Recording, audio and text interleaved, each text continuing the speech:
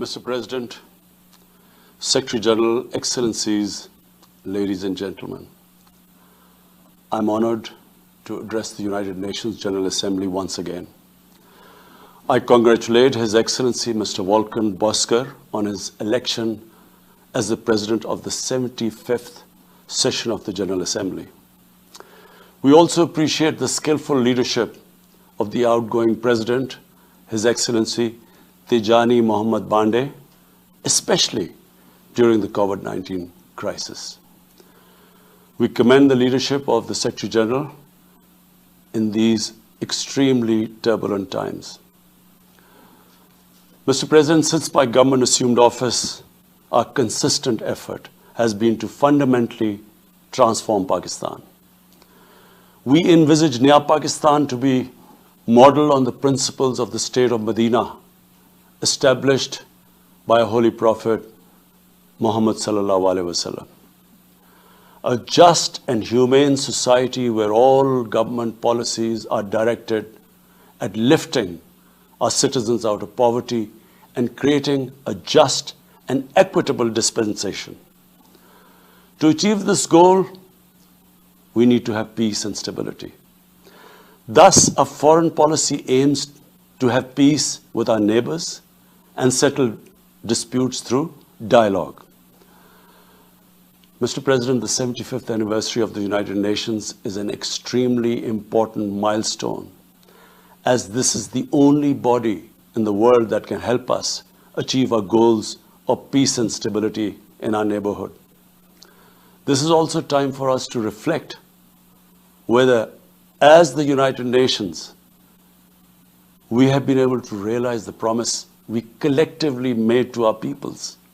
Today, the foundations of the world order, non-use of or threat of unilateral force, self-determination of peoples, the sovereign equality and territorial integrity of states, non-interference in their internal affairs, international cooperation, all these ideals are being systematically eroded. International agreements are being flouted and set aside. Renewed great power rivalries are leading to a new arms race. Conflicts are proliferating and intensifying. Military occupation, illegal annexations are suppressing the rights of human beings to self-determination. According to the respected professor Noam Chomsky, mankind is at even a greater risk than it was before the First and Second World Wars in the last century.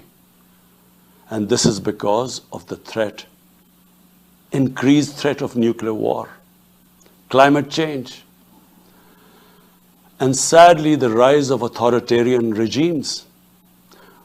We must come together to prevent such a catastrophe.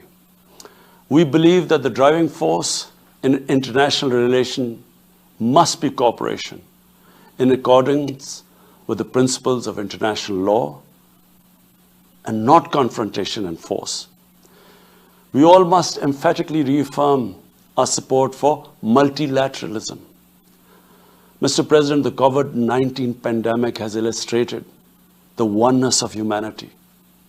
In our interconnected world, no one is safe unless everyone is safe. Locking down to control the pandemic has triggered the worst recession since the Great Recession in the last century. This has hit the poorest countries the hardest, as well as the poor in all the countries.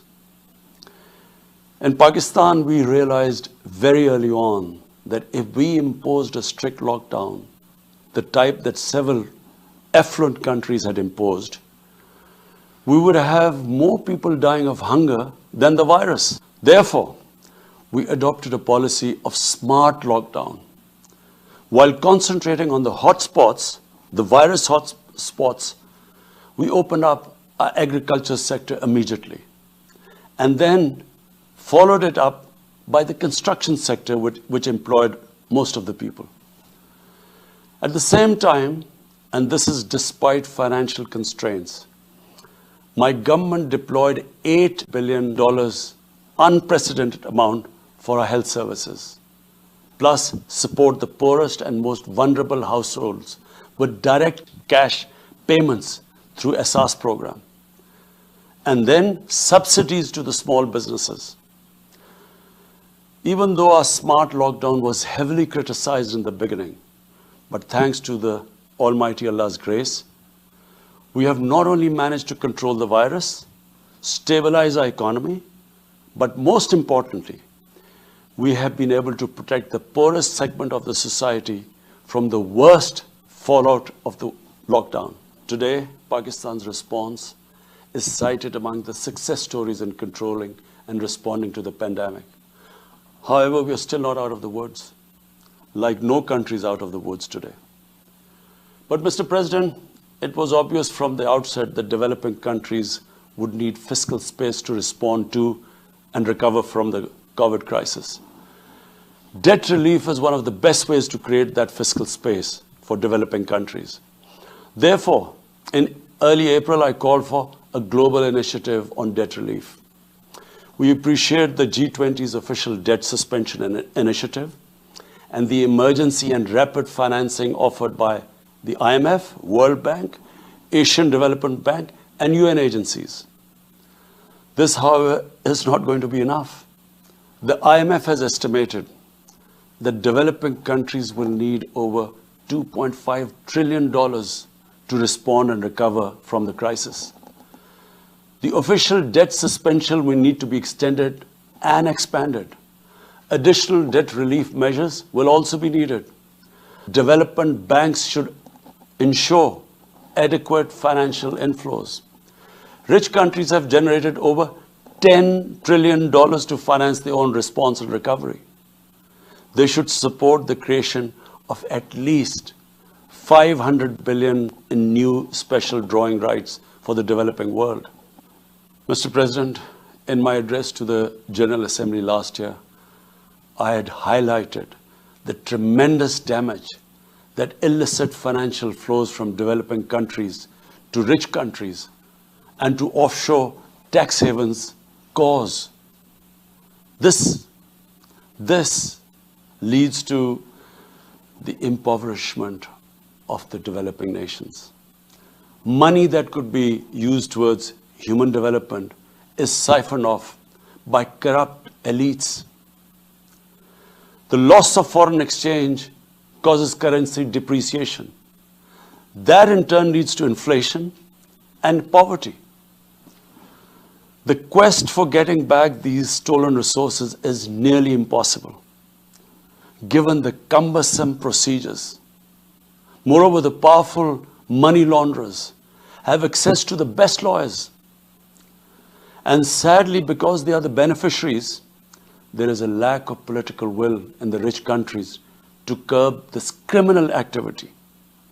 Mr. President, if this phenomena is unaddressed, it will continue to accentuate the inequality between the rich and the poor nations, and eventually will spark off a bigger global crisis, a far bigger global crisis than the present migration issue poses.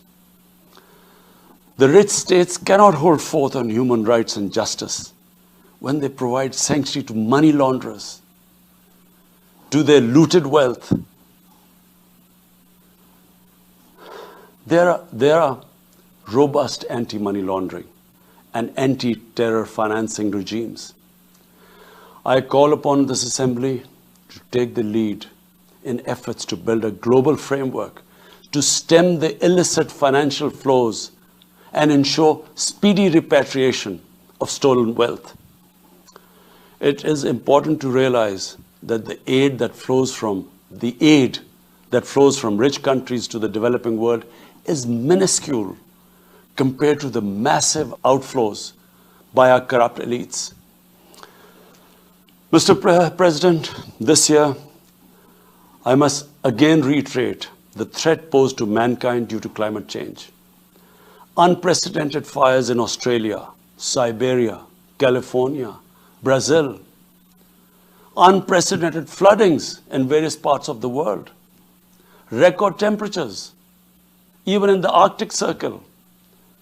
This should make all of us worried for our future generations. Commitments made through the Paris agreements must be fulfilled. In particular, the commitment to mobilize $100 billion annually as climate finance. Pakistan's contribution to carbon emissions is minimal, but it is one of those countries most affected by climate change. Yet, we have decided to take the lead as we consider addressing climate change a universal responsibility. We have launched an extremely ambitious program to plant 10 billion trees in the next 3 years as a contribution to mitigating the effects of climate change. Mr. President, the pandemic was an opportunity to bring humanity together. Unfortunately, it has instead fanned nationalism, increased global tensions, and given rise to racial and religious hatred and violence against vulnerable minorities in several places. These trends have also accentuated Islamophobia. Muslims continue to be targeted with impunity in many countries. Our shrines are being destroyed. Our Prophet Muhammad ﷺ insulted. The Holy Quran burnt. And all this in the name of freedom of speech. Incidents in Europe, including republication of blasphemous sketches by Charlie Hebdo, are recent examples. We stress that willful provocations and incitement to hate and violence must be universally outlawed. This assembly should declare an international day, combat Islamophobia, and build a coalition to fight the scourge that splits humanity. The one country in the world today where I'm sad to say the state sponsors Islamophobia, and that is India. The reason behind this is the RSS ideology that unfortunately rules India today. This extremist ideology was founded in the 1920s. The RSS founding fathers were inspired by the Nazis, and they adopted their concepts of racial purity and supremacy. While the Nazis' hate was directed at the Jews, the RSS directs it towards the Muslims and to a lesser extent, the Christians. They believe that India is exclusively for Hindus and others are not equal citizens. The secularism of Gandhi and Nehru has been replaced by the dream of creating a Hindu Rashtra by subjugating, even cleansing India's 200 million Muslims and other minorities. In 1992, the RSS destroyed the Babri Masjid. In 2002, some 2,000 Muslims were slaughtered in Gujarat, and this was under the watch of Chief Minister Modi. In 2007, over 50 Muslims were burnt alive by RSS arsonists aboard the Samjhauta Express train. In Assam, around 2 million Muslims faced the prospects of being arbitrarily stripped of their nationality through the adoption of discriminatory laws. There are reports of large concentration camps being filled by Muslim Indian citizens. Muslims were falsely blamed, vilified, and victimized for spreading the coronavirus. They were denied medical attention on many occasions. Their businesses were boycotted. Cow vigilantes attack and kill Muslims with impunity. Last February, Muslims faced targeted killings with police complicity in New Delhi. Mass registrations in the past have often been a precursor to genocide. For example, the Nuremberg laws in Germany in 1935, and then in 1982 in Myanmar. The Hindutva ideology is set to marginalize almost 300 million human beings, Muslims, Christians, and Sikhs. This is unprecedented in history, and this does not augur well for the future of India. As we all know that marginalization of human beings leads to their radicalization. For over 72 years, against the wishes of the Kashmiri people, and in blatant violation of the resolutions of the Security Council, India has illegally occupied Jammu and Kashmir, and indeed its own commitments to the people of Kashmir. On 5th August last year, India illegally and unilaterally sought to change the status of the occupied territories and deployed additional troops, bringing the total number to 900,000, to impose a military siege on 8 million Kashmiris. All Kashmiri political leaders were incarcerated. About 13,000 Kashmiri youth were abducted and thousands tortured. A complete curfew was imposed. accompanied by a total communications blackout. Indian occupation forces have used brute force, including pellet guns against peaceful protesters, imposed collective punishments, including the destruction of entire neighborhoods, and extrajudicially murdered hundreds of innocent young Kashmiris in fake encounters, refusing even to hand over their bodies for burial. The Kashmiri media and those daring to raise their voice are being systematically harassed and intimidated through the use of draconian laws. All of this is well documented in the reports of the United Nations High Commissioner for Human Rights, communications from the Special Rapporteurs of Human Rights Council, statements from human rights and civil society organizations. The international community must investigate these grave violations and prosecute the Indian civil and military personnel involved in state terrorism and serious crimes against humanity being perpetrated, I'm sad to say, with complete impunity. The objective of this brutal campaign is to impose what the RSS BJP regime has itself called the final solution for Jammu and Kashmir. To this end, the military siege is being followed by moves to change the demographic structure of the occupied territory.